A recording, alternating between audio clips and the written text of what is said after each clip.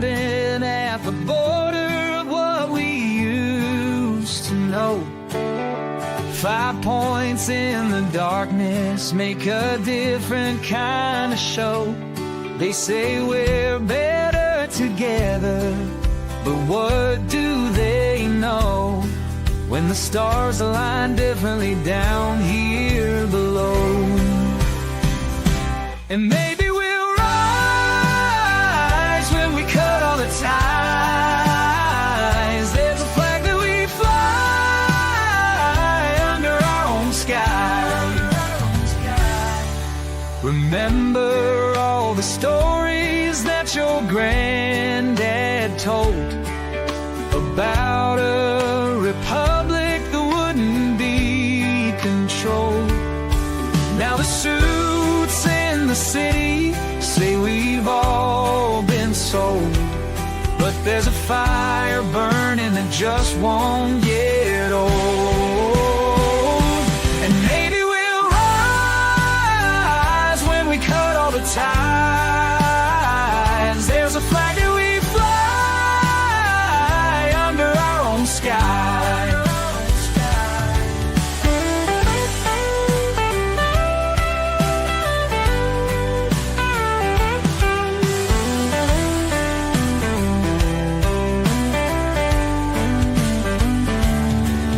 They draw their lines on paper, we draw ours in the sand.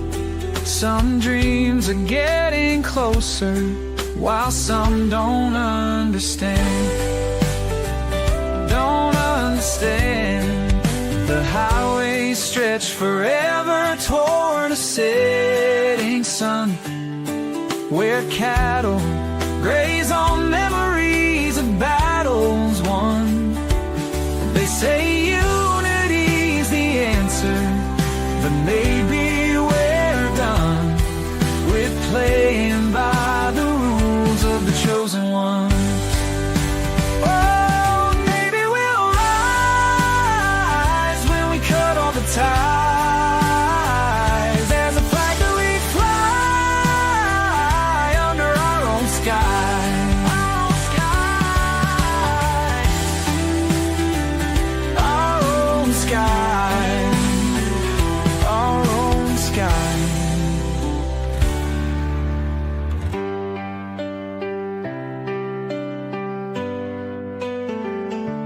Maybe we'll rise when we cut all the ties.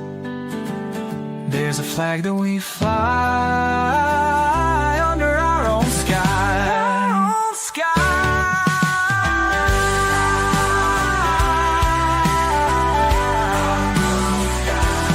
Our own sky.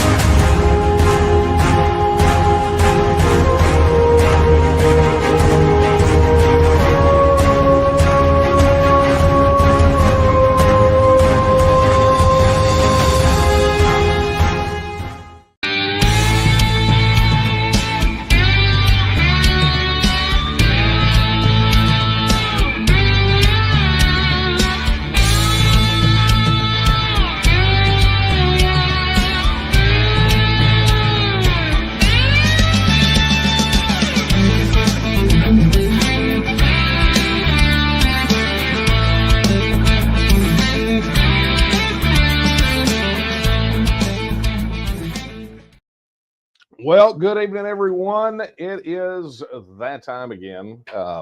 Yeah, it's time for late night coffee talk. And I am here with a full cup of coffee by the skin of my teeth, right? I think there's something going on. Hang on. Let me see what this message says. Yep, there it is. Well, tech people's work is never done, apparently. Anyway, look, so very glad that you could join us tonight for late night coffee talk. For those of you joining us for the first time, here is your mandatory orientation. You don't have to worry about sitting in the exit row because you should not be leaving this broadcast at all tonight because we're going to have a fantastic time. That being said, I am Daniel Miller, president of the Texas Nationalist movement. And as I said, this is Late Night Coffee Talk, that time where once a week I take a break from working on independence, pour yet another cup of the Go Juice, fire up the camera, and you get to pepper me with questions. We get to have a conversation. We get to talk about what's on your mind, things that, things that are bothering you, things that you have questions about. Occasionally I get to talk about things that I specifically want to talk about. I may have a few of those tonight.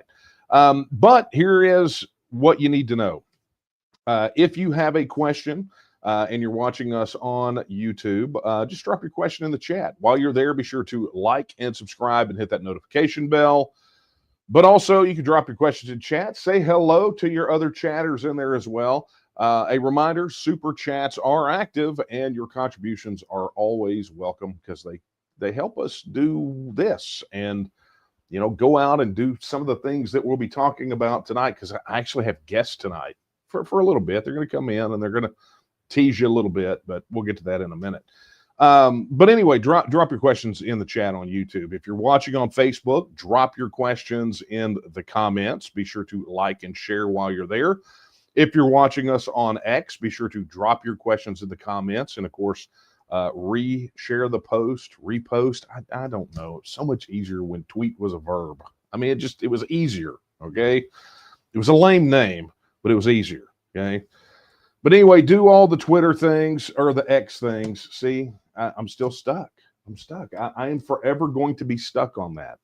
Anyway, and of course, if you're watching on Rumble, be sure to drop your questions in the chat and, do all the positive Rumble things as well. We very much appreciate our people that are watching over there and starting to find us on Rumble. So glad you're here with us. But if you do none of those things, right? I mean, that's kind of where you'd be watching us. But if you don't want to drop your question there, you can do what people have done really since the last Coffee Talk, and that is you can email your questions in, right? Just drop them down to coffeetalk@thetnm.org. I think it should be on the bottom of your screen there. You'll see it. It periodically goes by. But go ahead and drop your questions in. And I'm going to tell you, we already had people jump in chat early and ask questions. We've had a lot of really good ones come in today, too. So looking forward to getting to those. But before I do that, need to introduce a couple of guests. You guys know who they are, but we have they're doing a drive-by. It's kind of cool, right? We don't do this often on Coffee Talk, but Executive Vice President of the Texas Nationalist movement and our Chief of Staff, Nate Smith, Daphne Armour. How are you guys this evening? We're awesome. Wow. Okay. Well, sell me on it. I mean, I am. I don't know about Nate. That's kind of what I was wondering about. Like, Nate, how are you doing? And he's like, hey, these mime lessons are going really well. It's going great. It's a wonderful Thursday night. Yeah. So why don't you guys tell us why you're doing a drive-by? What are we talking about? Why are you teasing us on Coffee Talk? Oh, there's this little program that we've been working on called TEXIT. Yes, it is named after the song, as you pointed out. And we're excited about this because we're going to be doing a series of workshops, and this is designed to help people get plugged into the campaign election process. Because I think, I've heard you talk about this once or twice on Coffee Talk before, but there's just a couple of issues that in the Texas legislature, Texas elected officials, we might need to make a few changes. Is that right, Daniel? You talked about that before? Yeah, we may get a question or two about that on occasion. People fed up, I think that the average viewer of Coffee Talk is probably pretty fed up with their representation. I'd say that would be safe, right? I think that's safe to say. Yeah. Well, so we why they are here and teasing you is not just about the Texan Arise campaign, right? You guys are getting ready to launch this statewide initiative for these volunteer training classes. We are not obviously going to dedicate the entire hour to that tonight because if you are a YouTube channel member, you already have access to it. But we recorded almost an entire hour-long podcast with Nate and Daphne talking about the Texan Arise campaign, what it is, what is going to be taking place. And I can tell you, well, let me just ask. I mean, obviously, we talked about a lot of the kind of the details. We really unpacked the why behind it. But what should people really be looking for when they go view that podcast when it drops to the public tomorrow? I think looking for what it is that they're going to get out of this workshop and how important it is. We cover a lot of details in there. We had a good chat. So I think we're going to enjoy the podcast. But we do have a special announcement for Coffee Talk tonight. And Daniel, I don't know that we've even been able to share with you yet, so maybe a surprise for you as well. But we have the first location set, and that is going to be exactly. Drum roll, please. Oh, hang on. I think I hang on. I think I have one of those. We have musical drum rolls somewhere. There it is. Yeah. Okay. Yeah, I have that. Go ahead.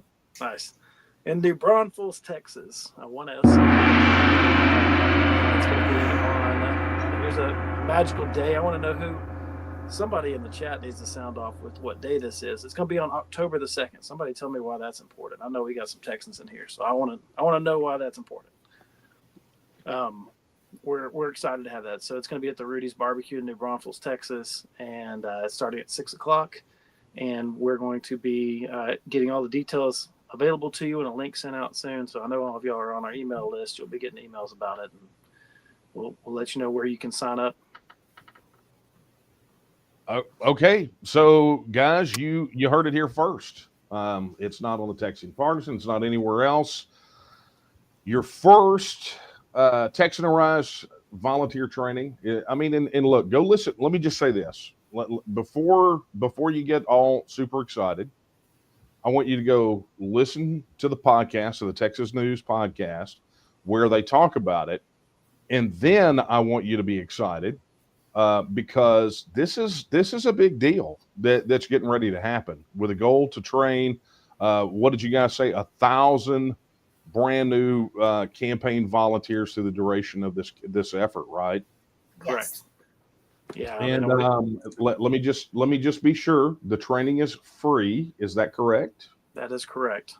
Oh, wow. Okay. Since it's at a barbecue place, there will be food available for purchase. So I encourage you. They got some good Texas-based food there. I think they might have a vegetable or two as well. Texas-based food. I love that. And we will gladly accept donations, though. Just thought I'd throw that out there. Oh, yeah. Well, I mean, it really wouldn't be a guest appearance by you if you didn't, right? No, y'all are used to me having to ask for money. Thank you, Chris Powell. I appreciate that. Oh, very nice. And okay. I have to mention that I do see somebody got it right in the comments. October the 2nd was Battle of Gonzales, better known as the Come and Take It Day. So very excited to have our workshop on that date. Well, there you go, folks. I mean, this is a great one. And I got to tell you, I am, especially after doing the podcast, I'm very excited about this. This is something that a lot of you have been asking for. And so big congratulations to you guys, Nate and Daphne, for putting this together, for getting the first training on the calendar with a lot more to come. And guys, sound off in the comments. Show your appreciation for the work that these guys are doing to fill a very, very, very big gap in Texas politics right now, particularly on our side of the equation. So for me personally, guys, thank you very much. You're welcome. And thank you, Eric. I saw that donation come through too. And guys, if you see this, if you go into our social media channels or onto the Give Better, Daniel has the link up there somewhere, I don't know, to find out more about the presentation that Nate are going to be doing, please make sure you sign up and come see us. I know it's been a while since any of us have been on the road, but we miss our family. We want to get out. We want to see you guys, want to hug your necks, and we want to also train you. And, Nate and I have been studying hard the last few weeks trying to get all this together. We've been taking courses and traveling around the state doing stuff to get prepared for this, but we want to share all that knowledge with you. And, we're just excited to get back on the road and see everybody. Yeah, what she said. Of course, that's the way this works. All right. Well, super. Well, guys, thank you again. And thanks for doing the drive-by. Everybody, Thanks, be sure Nate. to, you guys be sure to catch the full podcast interview where we unpack this thing. You can find it on YouTube. It's Texas News Podcast, available to YouTube channel members right now, but it will be available to the public tomorrow at noon, not only on YouTube, but on Spotify, Apple, everywhere else that you get your podcast. So one more time, guys, thank you so much. Thanks, Daniel, and thanks for having us on tonight. No worries Thanks, at all. guys. We'll do it again. All right, guys. Well, there you have it. There was Nate and Daphne talking about the Texan Arise campaign. And like I said, I'm super excited after the I know it's late night coffee talk, but I am extremely thirsty.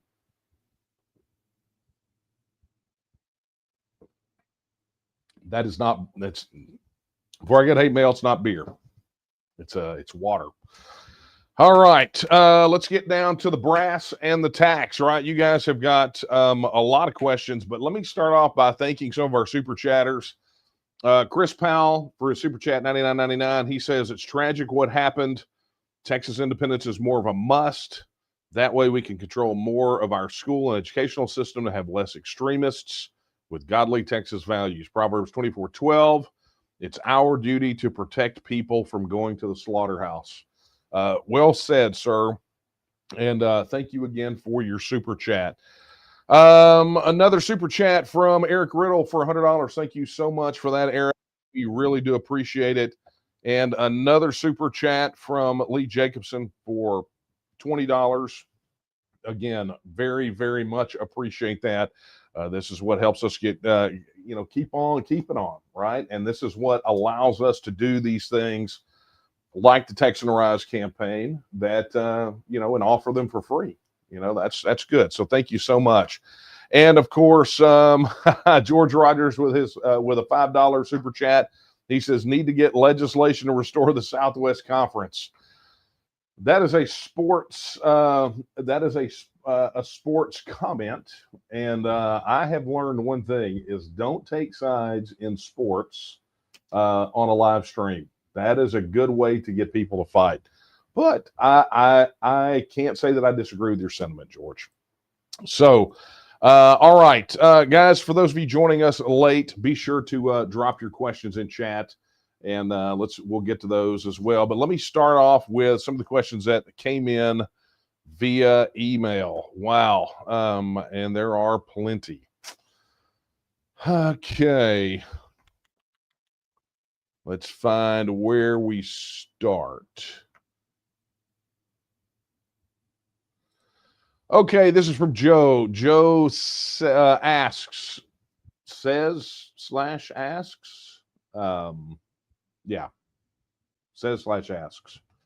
Texas as an independent state, not part of the United States. What happens to our federal employee retired pay?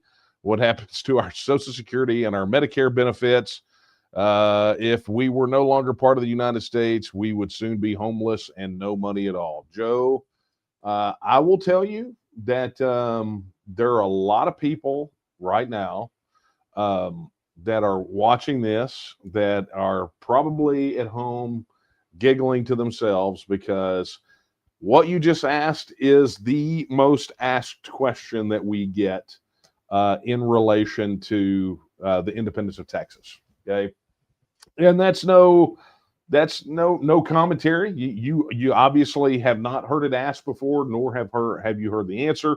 And so it's a perfectly legitimate question. But because it's been answered so much before, I will give you a brief response, and then I will direct you to where you can get all the documentation on it. But your question about what happens to federal employee retiree pay. So federal pension benefits. That is actually covered extensively at a little website called TEXITnow.org, where we maintain the most asked question or answers to the most asked questions related to TEXIT. And that's one of them. And the way that the system works right now, you do not have to be a resident of the United States to collect federal pension benefit pay.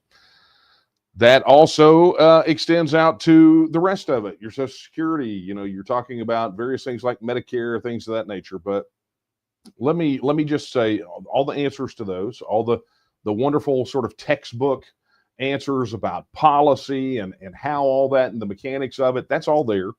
And it's things that have been not our words, but literal federal government policy. Okay. So if you want that, you can go there. You can see all the details and see it all documented out. But I want to say this, as someone who's receiving federal pension benefits, Social Security, retirement benefits, Medicare, any of those things, you need to be less worried about what Texas independence, how Texas independence will negatively affect those things, and more about the imminent bankruptcy of those various programs in the federal government, right? Your challenge here is not one about Texas leaving the union. That's already by policy established. You do not have to be a resident of the United States. You just cannot live in a country that's under banking sanctions as state sponsors of terror, right? So don't move to Iran, don't move to North Korea, don't move to Cuba, those sorts of things, right? These very small number of totalitarian regimes that are state sponsors of terror. Don't move there, okay? The Texas won't fall into that.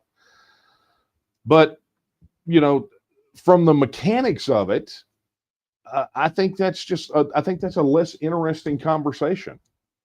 It's sort of already taken care of. I think that's a less interesting conversation than the one about whether or not the federal government will, in the medium term to long term, maintain the ability to pay what they have promised. They took money from people, they put it into a system saying, we're going to invest this for you, and when you get old, we're going to pay you some of it back.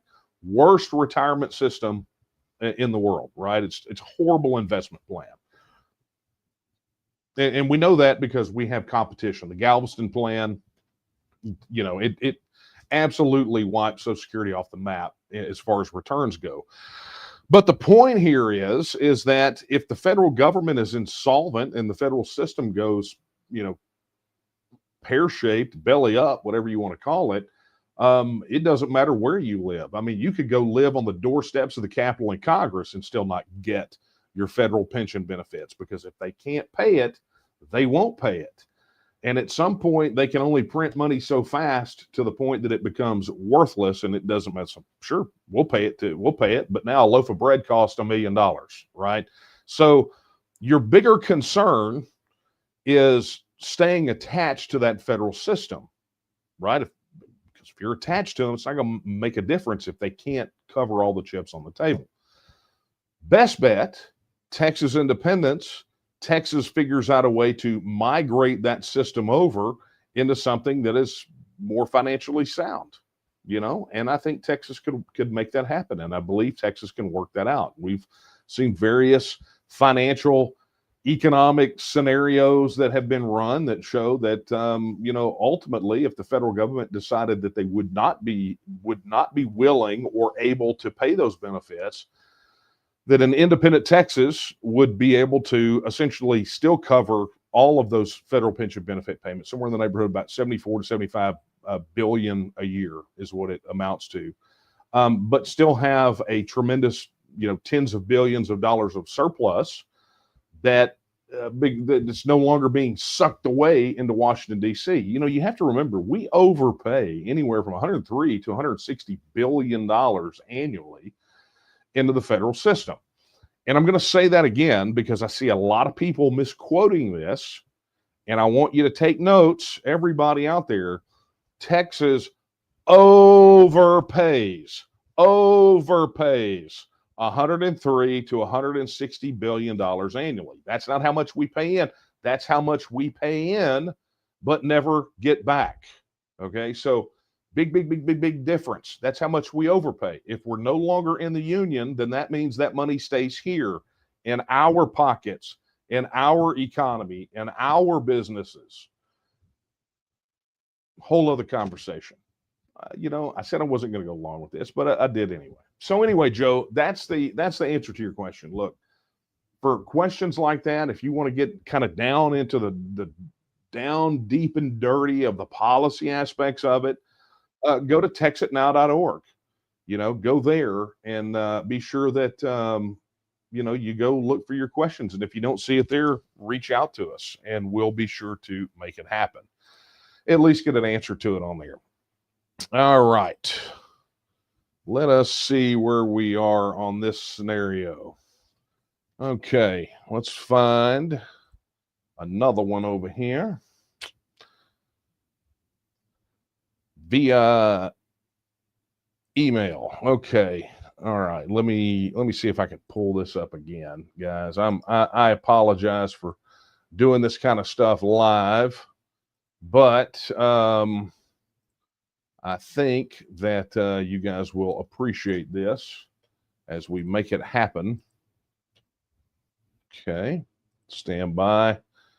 You would not believe how much faff I have to cut through to get to the questions, because some people decided that they wanted to involuntarily sign up the email address that we use for questions to a bunch of newsletters. But that's the kind of harassment that we get. So I have to filter through like a whole bunch of nonsense to get to these things sometimes. All right, there we go.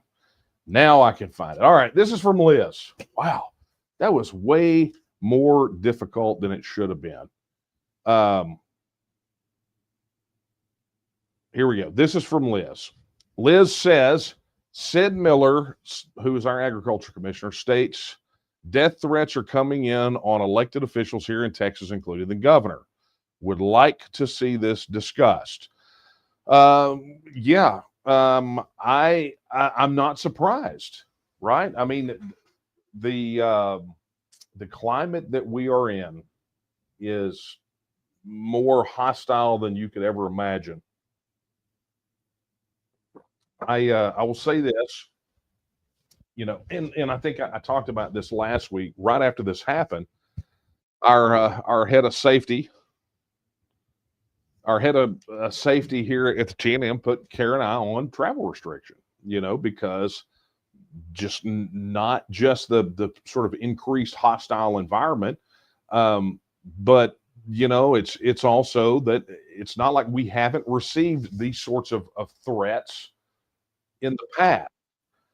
So, seeing these things happen, hearing Sid Miller talk about it, I mean, that's not unusual. Look, right now things are generally hostile, and anybody who thought, I was having a conversation last night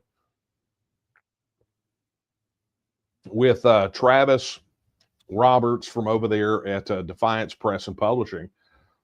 And as we were talking about it, we were talking about sort of just general climate of hostility. He had made mention that, some of these guys, these Antifa types, these radicals, they are figuring out, he says that they're learning that if the right employed their tactics, even just a half a percentage point, that it's way more damaging to the progressives than the other way around. And I had to counter, with all due respect, and say, I don't know that they're learning anything from this. I don't know that anybody's learning anything. All I see is just the gas being poured on. I'm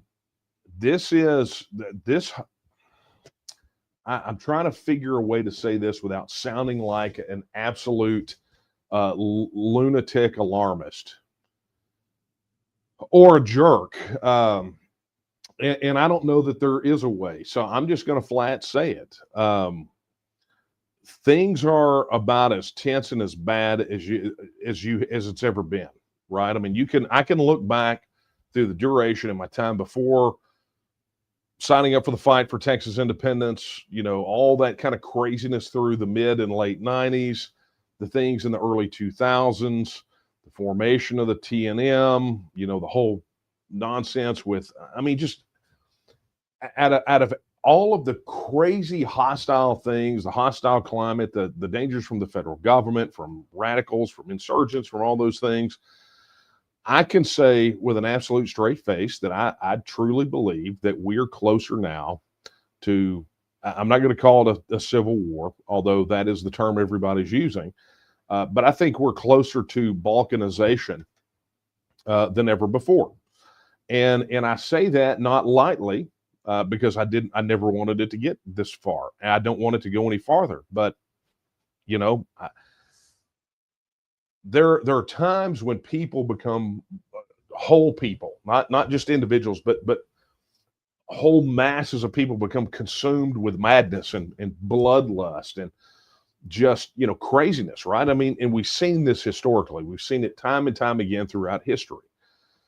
And if you look at some of the historical triggers, just sort of the societal factors leading up to some of the most violent upheavals, revolutions, civil wars, world wars, massive conflagrations, right?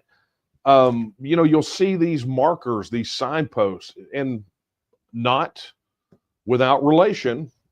There are political markers, there are cultural markers, and there are economic markers, okay? And you will see smatterings of them here and there, in front of those things. But we stand at a very interesting time where in our society today, we have just about all of them, every single one of them.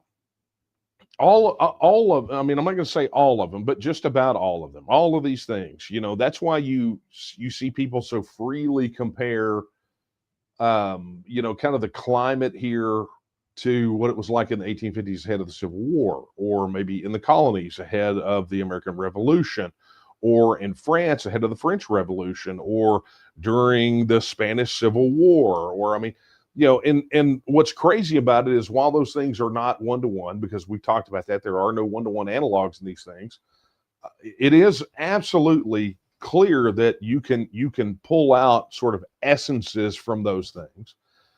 And those factors that you could pull out of those various things, you could put them all in a bucket and say, this is our present reality.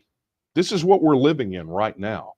This confluence of all these rivers of discontent and anger and angst and hatred and opposing worldviews. And somebody said the other day, a civil war takes two sides contending over one government, right? That's essentially what a civil war is. You got two sides. And I said the problem with that is here there aren't two sides.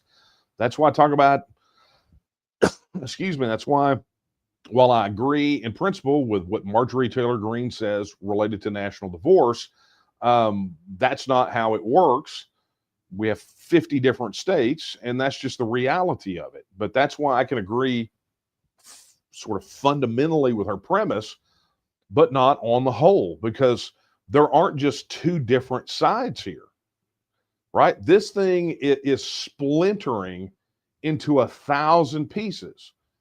And what we're trying to say is, look, it's probably better if we split this thing into 50 pieces, take Washington, D.C. out of the equation, let each state become independent, and then form up in whatever way they want, if they want, on the other side of it, at whatever level. Let them have whatever political engagement with one another that they want to have, whatever economic engagement, whatever cultural engagement. And on the other side of that, you will see states that will say, it's better for us to be together. We are better if we work together in this region. And then you'll see places like Texas or California say, we really don't need anybody else. We are done surrendering our sovereignty to people that we don't know, pushing policies on us that we don't want. Right? So that's the reality of the situation. So Liz, look, I thank you for asking this question. right? I mean, I can't discuss specifically what sort of death threats they're getting, but I'm not shocked. I don't think anybody should be shocked that these electeds are getting death threats. You know, I don't think anybody should be shocked. I think they should be repulsed by it, but I don't think they should be shocked and surprised in the climate that we're in. In a climate where you see a guy, you know, where you see Charlie Kirk get effectively assassinated in front of a camera, and instead of trying to turn down the temperature on the left, you know, what do? Well, they call his widow a fascist, and you know, there's threats everywhere, and you know, they caught some guy trying to burn a bar down that like full of. I mean, this thing is getting nuts, but it's been getting nuts, and it's not like any of this should come as a shock, because we have been out here. I think from the story of the Trojan War, like Cassandra's cry, right? If you don't know what that is, look that up. We've been out here saying, guys, we have to win, and we have to win soon, or else this is going to get really bad. And everybody thought we were full of crap. You know, people, you're just an alarmist. It'll never work. All this kind of nonsense. Well, your alternative is what you're getting now, right? So now it's time, because if anybody thought that the radicals, the radical progressives, were going to back down on this, try to turn down the heat at all, they're doubling down. I mean, I've never seen such hateful stuff. But at least the masks are off, and we all know who is who now, don't we? They've kind of outed themselves. So anyway, Liz, thank you for that question. Okay, midway point, if you're just now joining us or came in late, be sure to drop your questions in chat. If you're watching on YouTube, be sure to like, subscribe, hit the notification bell while you're there. Additionally, if you're watching on Facebook, drop your question in the comments. If you're watching on X, drop your question in the chat, as well as if you're watching on Rumble. And drop a question in there. It shows up, then we get it all, you know, it all aggregates over here, and I get to go pull through and find it and do all that kind of cool stuff. All right. All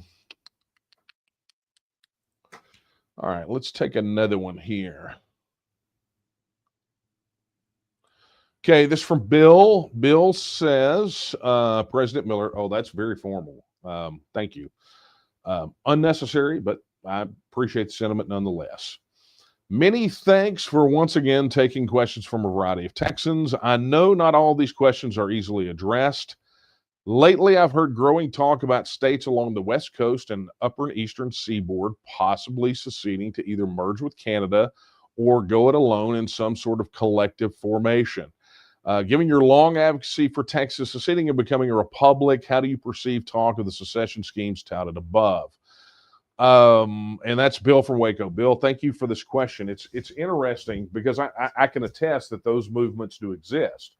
You know, I think it is shocking a lot of times to some folks to know that there are organized movements in many states throughout the United States that are actively working for, I don't know if you want to, I'm not going to cluster them all as working for independence, because some are not, like the Greater Idaho movement. But let's just say striving toward greater self-government and working for self-determination. Okay, I think that would be the more adequate term, and I think that would encompass not just independence movements, but also, you know, 51st state movements, or people that are wanting to join Canada, or like in the case of Alberta wanting to leave Canada, and some of those people advocating to become the 51st state. So I think it's important to be very clear, if we're going to lump all these together, that they're not all the same, with the exception of all of these movements are advocating for greater self-government, as well as for the right of self-determination. They believe that they should be able to determine how they are governed. Okay. So, you know, that being said, you know, that the talk about the West Coast and particularly Washington and Oregon potentially wanting to become part of Canada. I've heard that discussed before. There have been some individuals that have,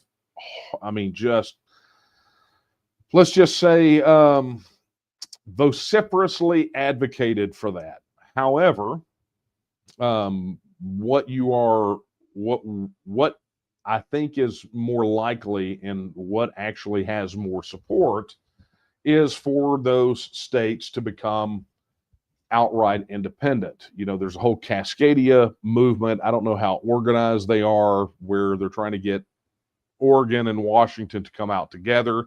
Of course, fighting against that's the Greater Idaho movement, who says, well, if you're going to go, we just want to be part of Idaho instead of being part of, basically Greater Portland. But that's problematic when you've got Western provinces in Canada that want their own independence, and they want to be free from Canada and not necessarily to become a part of the United States. And you have Canada, which is effectively, the largest movement there is effectively advocating for the independence of Canada. Additionally, up in New England, you have got, New Hampshire, who is pursuing independence and doing quite well, which they're kind of an anomaly up there because most of New England, with the exception of Vermont, has not been really pushing that hard for that. Although I can say that Dr. Thomas Naylor, who was the founder of the Second Vermont Republic, you guys have heard me probably talk about him before. He Professor Emeritus of Economics at Duke University, left his post to found the Second Vermont Republic and advocate for the outright independence of Vermont. People thought he was absolutely insane, but he was one of the most brilliant men that I have ever known in my entire life. And, when he talked about the idea of economic independence, he said that, when people think about independence, you always hear the opposition say, well, you can't survive on your own. And he said, that's not the reality. He says, no self-governing independent nation survives on their own. They have to have trade. They have defense compacts. They do all these things. And so it's not really about self-sufficiency. It's about viability. Okay. And so he had always advocated that those New England states leave the United States and the Maritimes in Canada leave and essentially form an economic bloc, which would be an economy about the size of Denmark. Right, which is, it's not Texas, but it ain't bad, right? And so that was sort of that discussion up there, but it was always couched in the understanding of the process, which is states in the United States must become independent before they can reconnect or reshuffle or tie together with anybody else, because it's the membership that we have in the federal union that must be overcome before we can do anything different. And this is the challenge with the people that are, doing all the 51st state talk in Alberta. It's like you don't jump from Canadian province to admitted into the union like that. That you have to first attain your independence. As a sovereign body, you have to attain your independence, meet that Montevideo definition of a state, and then you do what you need to do after that. Now, there's a lot of rabbit holes we could go down there, but that being said, I perceive it as much as part of a much larger conversation that's happening globally on issues of self-government and self-determination. And honestly, the dam has held those things back. These conversations have been happening globally for 75 plus years, since World War II. And somehow the United States and, really North America thinks they're immune to these sorts of things, but we've got it going on in Canada. It's happening in the United States, and it's happening in Mexico, where these states or provinces are seeking greater self-government and ultimately wanting to exercise their right of self-determination. So it's long overdue on this side of the pond. All right, Bill, thank you very much for that. Let's see what we got over here.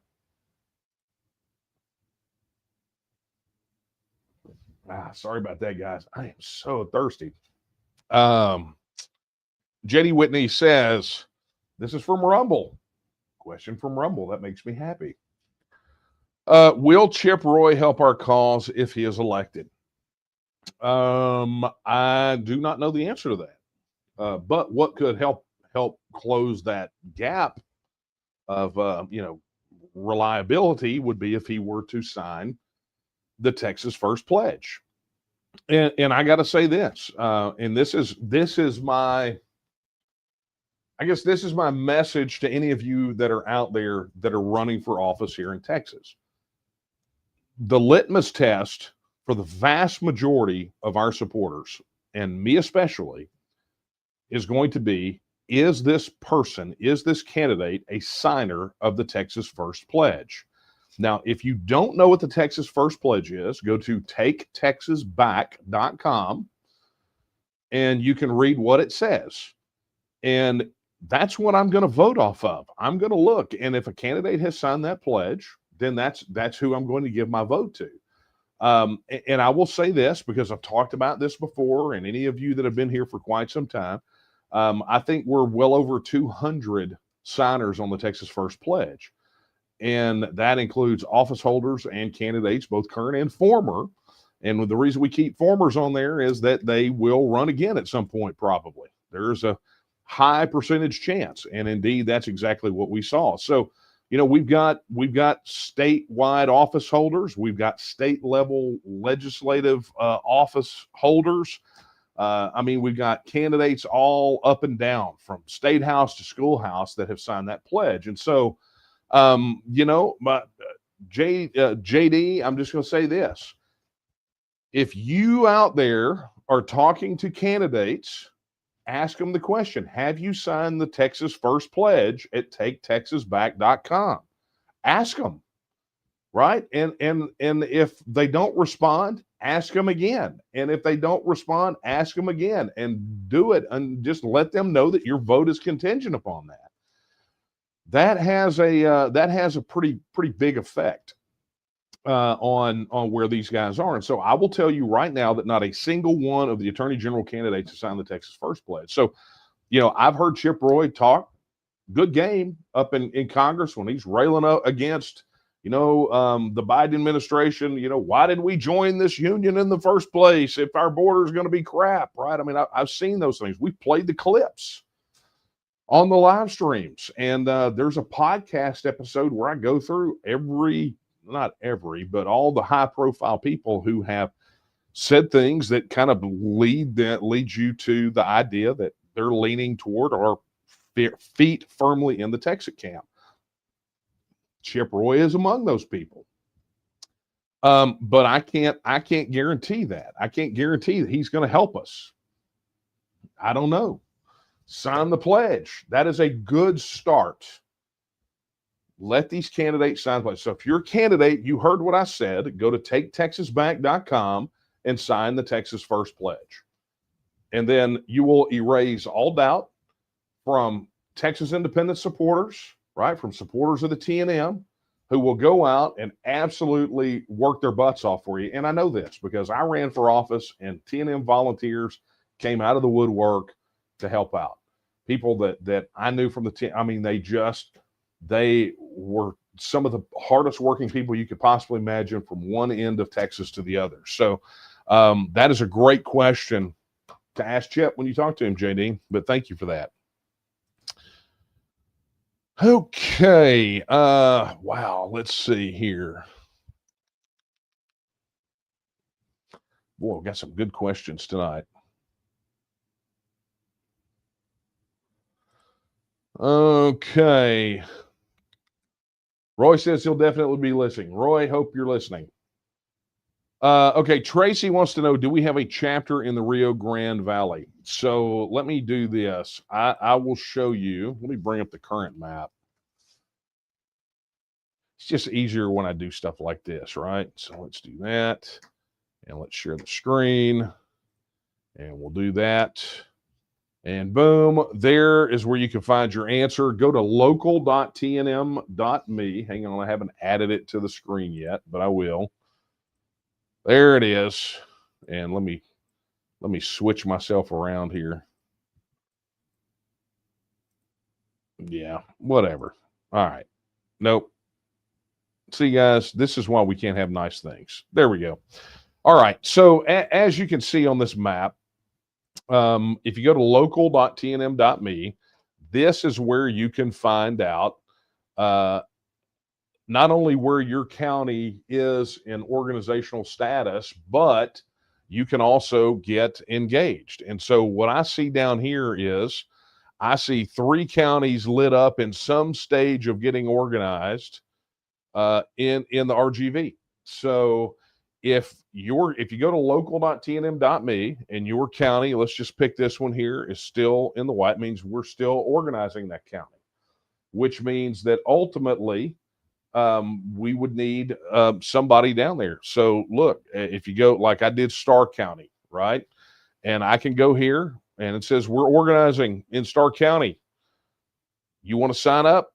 Boom, there you go. And what that does is that lets us know that you're interested in helping us organize that county. So I'm just going to encourage every one of you. Look, we are making a massive push to get organized in all 254 counties. And if you are in a county that's on that map, that's lit up, get plugged in. If you're not, step up and help us organize it. We need all the help that we can get because, look, it's going to take an effort in all 254 counties for us to get and win a referendum on Texas independence. So let us keep that in mind, friends. But thank you so much for that question, Tracy. Appreciate it. Okay.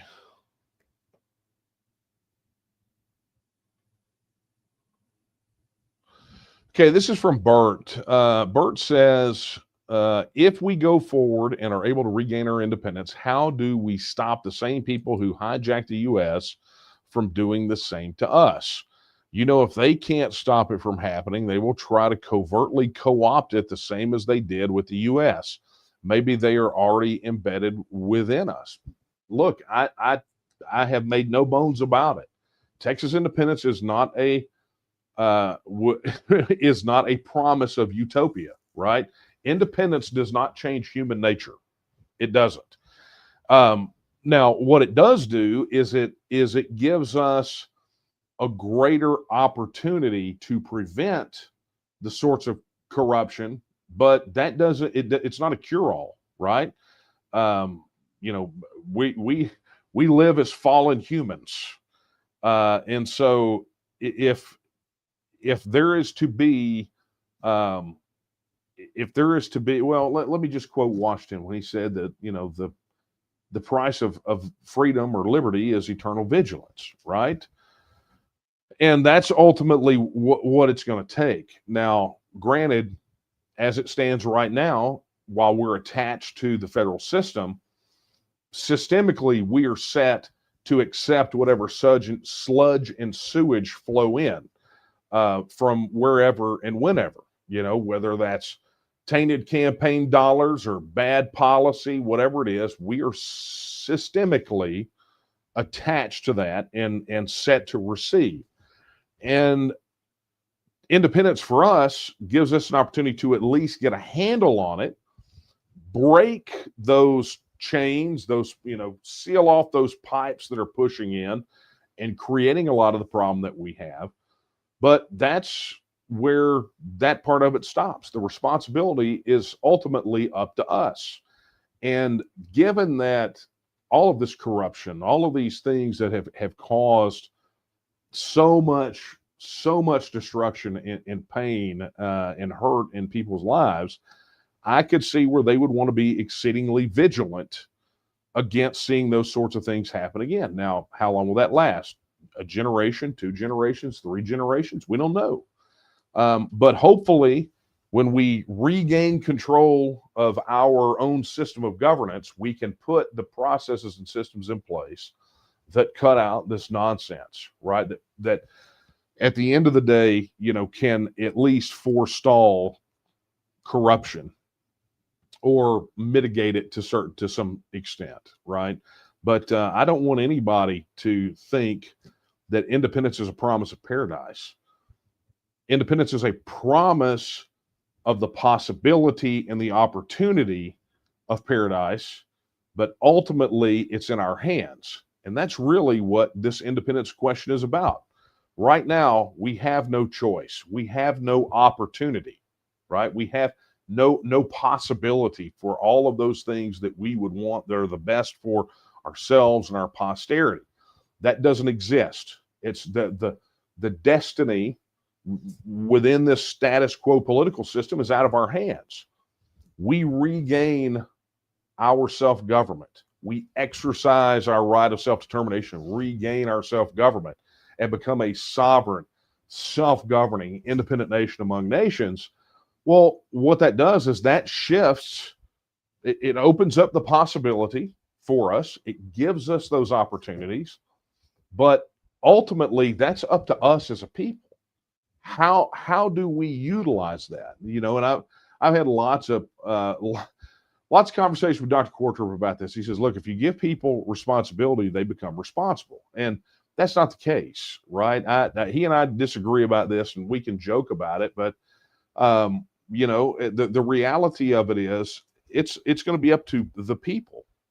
It's up to them and you know, what their character is and really how fed up they are with where they came from, you know, that status quo that they are abandoning. I think that's the reality of it. Now, to me, though, that is the great, that is probably the greatest thing about independence, is that it gives us a shot, right? Right now, you got no shot.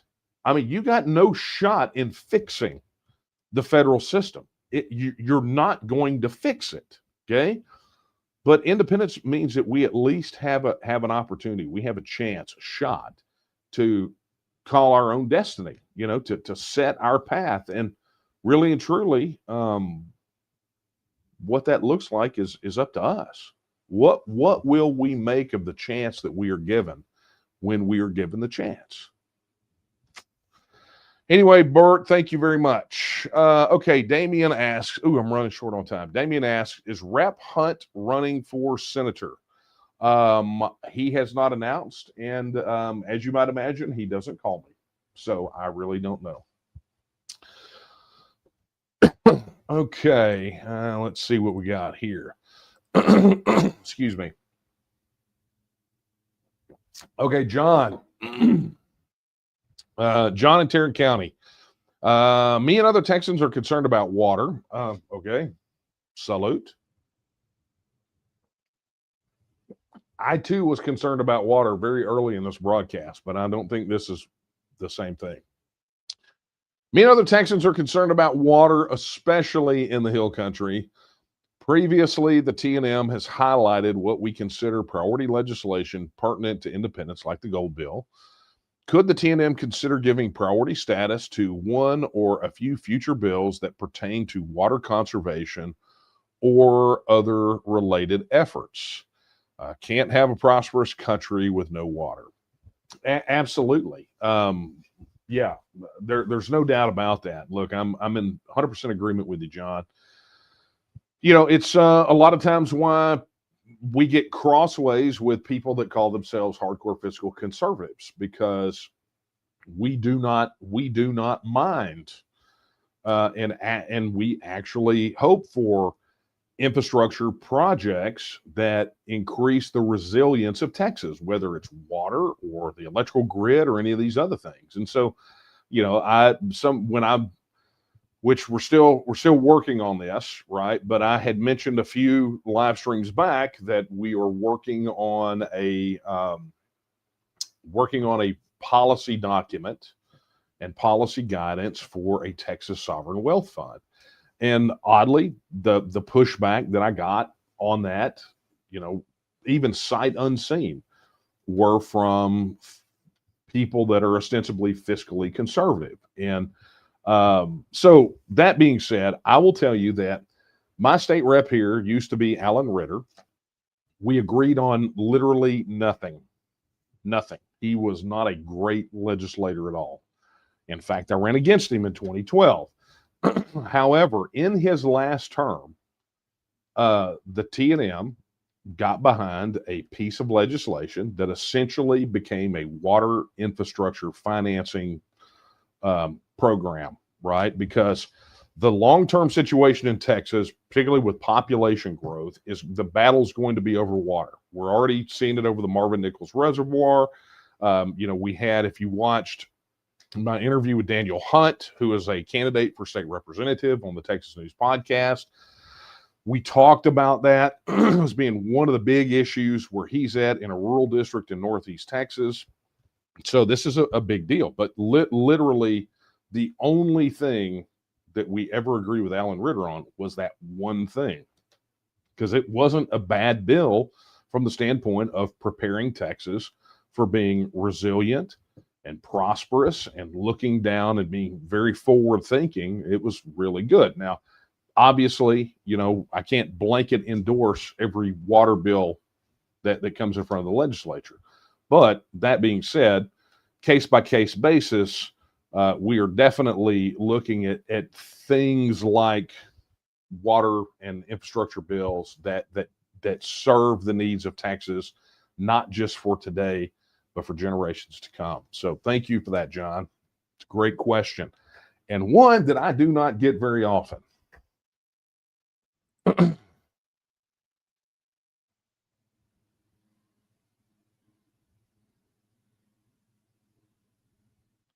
Okay.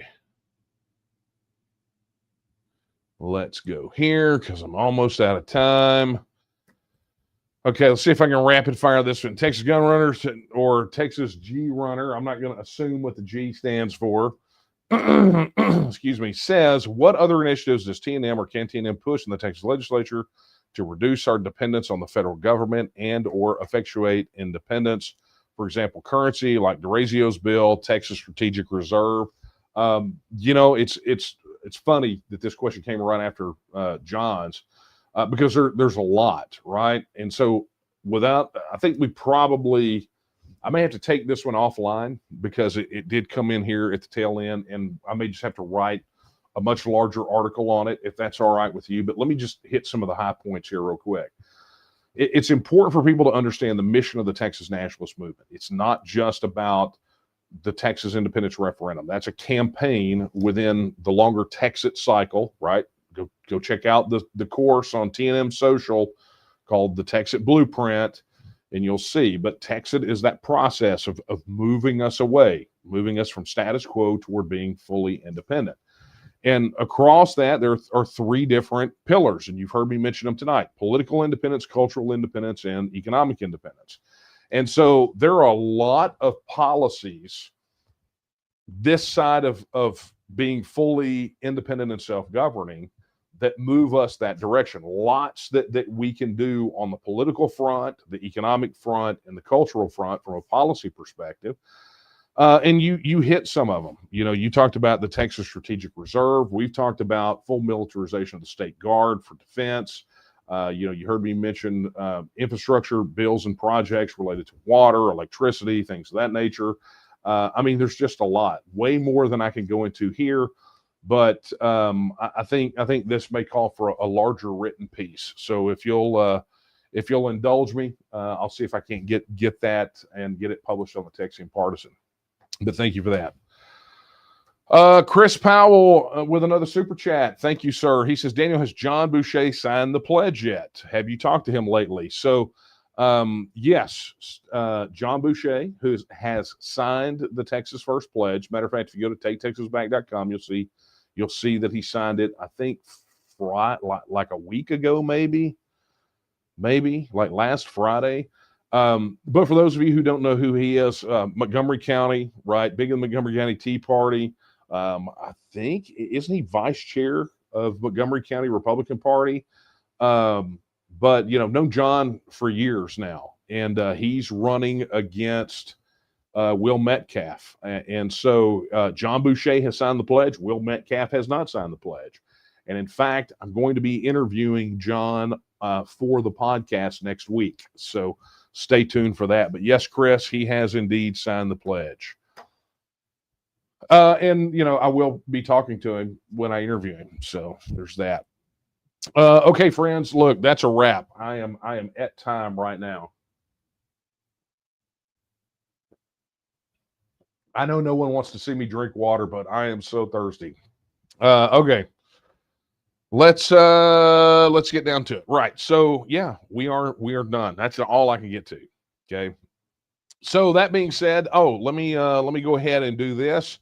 A big thank you to our YouTube channel members. You see them scrolling down there right at the bottom. Really do appreciate those of you who have stepped up and become channel members here on the Texas Nationalist Movement's YouTube channel. Really is helping us get content done. I mean, we're able to dedicate the time instead of having to go out there and do a bunch of other things that are required, right? If we don't have contributors, right? When you give to this particular thing, it's super important to us because it helps us generate this content. And I'm just so thankful and grateful for all of you that have done so. That being said, let me just go ahead and remind you right now, you've heard me mention a couple times tonight, if you are not on TNM Social, head over there right now, go to tnm.social and sign up. That is the official network for the TNM, right? Texas Independent supporters only. Although somebody went over there and posted something today, sounds like they obviously did not read the terms of service, right? That they were pledging their support in the TNM. So, that being said, sometimes these things take care of themselves. But the TNM Social, look, it's the place where you can go connect with other Texas Independent supporters. You can join groups in your county, in your House district, in your Senate district, along with groups of TNMers that are interested in the same things you are. Are you a content creator? Are you a musician? Are you a pastor? Are you an ag? It goes on and on, right? If you're a homeschooler, right? If you're a homeschool family, we've got groups for all these things. And so it's a great way for you to connect with other TNM supporters and work together in your common areas of interest to help advance the cause of Texas independence. You can go to tnm.social. You can sign up. Additionally, go download the TNM Social app. You can go find it. Just go search for TNM Social in the Apple App Store or the Google Play Store. Additionally, if you have not already registered your support in the TNM, go over and do so right now. Head over to tnm.me/vote and register your support today. It helps, and many of you have been doing that as of late, and I am very appreciative of that. By the way, while you're at it, be sure to get your your Texian branded merch, your TNM branded merch at the Texian store. Head over to texianstore.com. I love that Texian Partisan mug. I just love it. I drink out of that thing. Like as soon as it comes out of the dishwasher, I'm filling it full of coffee and drinking from. There's a lot of cool merchandise over there, so be sure to check that out. If you have an opportunity, we sure would. If you did not feel like you could give a super chat tonight, didn't want to carve out 30% of it to Google, then you could go give directly to the organization. Head over to donate.tnm.me and make your contribution today. Pick a campaign, give to it, or just give to the general fund. Help us continue to advance the cause of Texas independence. And of course, be sure to get your news at TexianPartisan.com. Texian Partisan is the official news site for the Texas Nationalist movement. Not only to get news about the TNM, but you get information about so much more, including current events, things that are happening in Texas and Texas politics, plus deep dives and analysis on all kinds of things related to Texas independence and Texas becoming a self-governing independent nation. So go check it out, TexianPartisan.com. All right, friends, a final reminder. You heard as we started out the program with both Nate and Daphne on here as guests.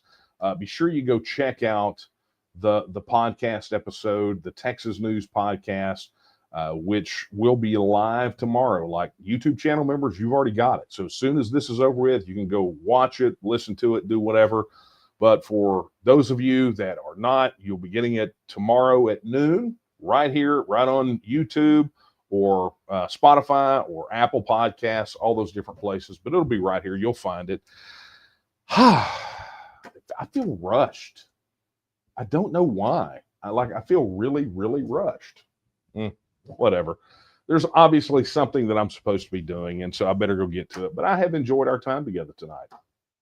You guys are so gracious to be doing this, still coming here week after week, asking wonderful, wonderful, wonderful questions. Lots of insightful questions tonight, and I am so happy about that.